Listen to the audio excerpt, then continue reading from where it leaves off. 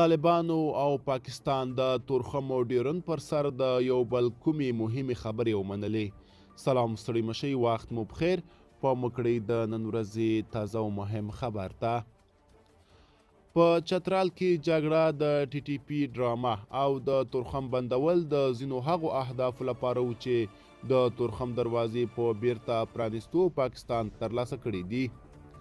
پاکستانی خبریال طاهر خان د آصف دراني په مشرۍ کابل ته د پاکستانی پلاوي وروستی سفر په اړه لیکلي چې په دې کتنه کې پاکستان له طالبانو سره د ټي ټي پي پر ضد د ګډو اقداماتو لپاره ځینې هوکړې کړي دي.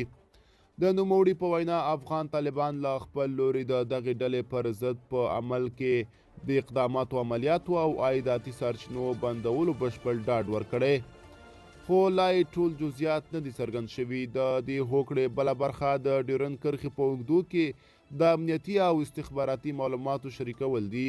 پاکستان څو ځله د همدې عملیاتو په بهانه د افغانستان ملي حاکمیت نقض کړی، خو تر اوسه یې طالبانو پر وړاندې چوپ پاتې دي. ملګرو، دا به زموږ چمتو شوی ویډیو. که تاسو هم د دې ویډیو په اړه کوم نظر یا پیشنهاد لرئ، موږ سره کومنټ کې شریک کړئ.